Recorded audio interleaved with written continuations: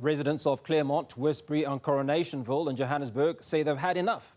Despite the mayor's 7-day deadline to restore a reliable water supply, taps remain dry and frustrations are boiling over. The Joburg Crisis Alliance is now demanding the resignation of both the mayor and the MMC for water and has even called on the president to step in. Newzroom Afrika's Katleho Sekhotho is on the ground where communities are still struggling without water. Katleho, what's the latest on the ground? What do you have for us at the moment?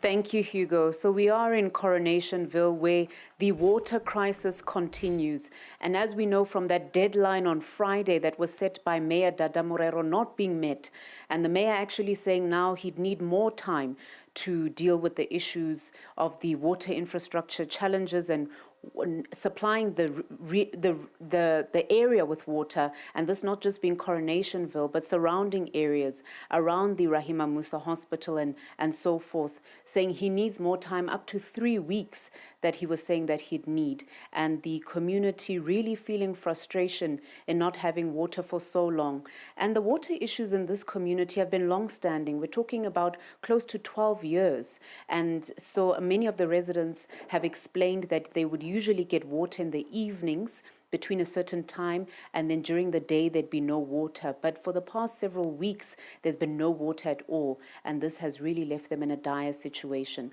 So the community of residents, the residents of Coronationville, waking up to no water at about 7 o'clock this morning, and when one opens the tap, as one can see, the pressure very low in some areas, but in some areas no water at all. And so the residents having to fill buckets of water when they do have water, or filling up their buckets from water tankers that might come through the area. As we know, even in the past several weeks, residents complaining that the 15 tankers have not been enough, at first saying that not even all the tankers were in the area to supply them with water. And so it's really a terrible situation, because as we know, water is life and quite a sensitive matter if people don't have access to it. But I do have with me Ma'am Jacqueline to give us more details.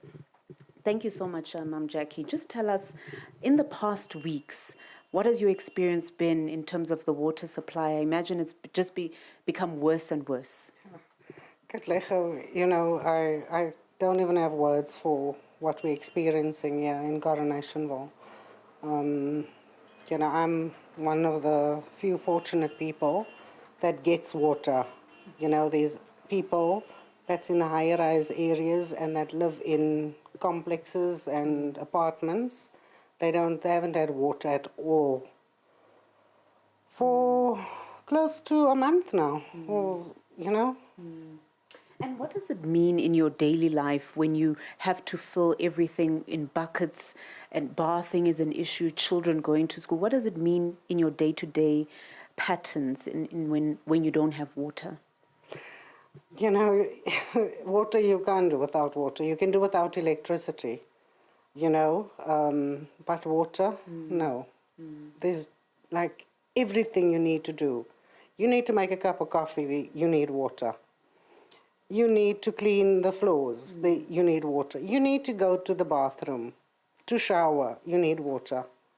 There's no water. You need to go, that's it. Yeah. So just tell us, Ma'am Jackie, in terms of, as you viewed the political developments around this, we saw the mayor make some promises, they're not being able to meet that deadline, saying it would take 3 weeks now from the Friday, him having to account to Parliament in the next 2 weeks. What's your make of the promises that are unfulfilled? You know, I have no words. You know, it's just like, it's beyond me that people must live in 2025 this way. You know, I just have no words. You know, I can't tell you, you know, I just feel that someone is deliberately switching our water off, and we don't know why. We have an informal settlement down the road from us. They have water all the time, 24/7. We can't do washing. You know, we can't clean. And you took part in the protests recently. Tell us about that. It was terrible, you know, that we have to take to the streets to ask for water.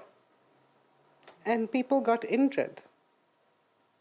People got very badly injured with rubber bullets. I mean, it was a peaceful protest.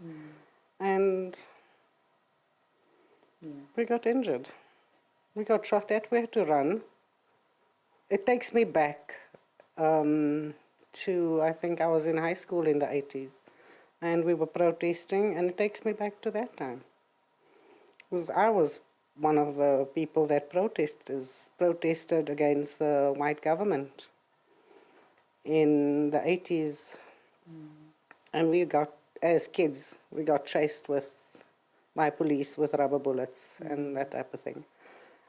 We got arrested, and now we're back to that for water. And looking at, we know 2026 is a big year in terms of politics. It's the local government elections.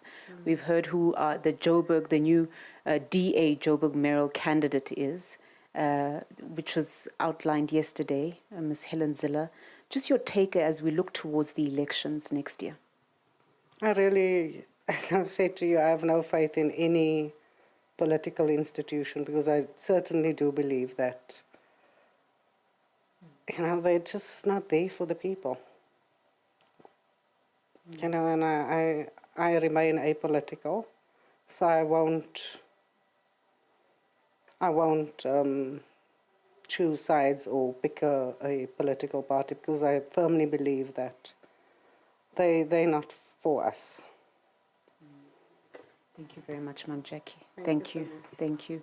So, Hugo, as you've heard there, residents really expressing a loss of hope in leadership in turning the situation around, but residents having to live with this dire situation day in and day out of not having water. Certainly the community of Coronationville and Claremont and surrounding areas will be looking at the office of the mayor in the coming weeks to see what happens.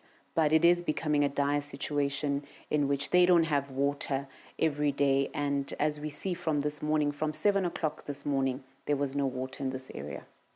Katleho, you raised the issue very quickly around voting, or certainly preference on whether it's the incumbent or the proposed candidate for Joburg mayor by the DA or the current. And the fact that Mum Jackie says she remains apolitical, I think potentially contributes very, very strongly to the voter apathy that we often talk about.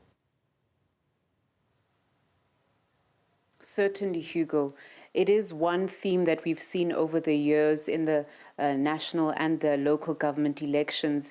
It's often where we go to young people and inquire, you know, will you be voting? Many saying they won't even be going to the ballots, but some saying they're confused even if they will be going. And when people deal with service delivery issues such as this one, like not having access to water, it really does bring to mind the question, how will people vote in the 2026 local government elections? And certainly one can look at the landscape and feel the apathy and feel the despondency and also the lack of hope in leadership structures of any political parties to fix the situation. But it does remain a critical service delivery issue because people cannot live without water. And one thing's for sure, there needs to be a resolution soon. Katleho Sekhotho coming to us from Coronationville in Johannesburg, where, as you heard, one of the residents talking about the challenges with water.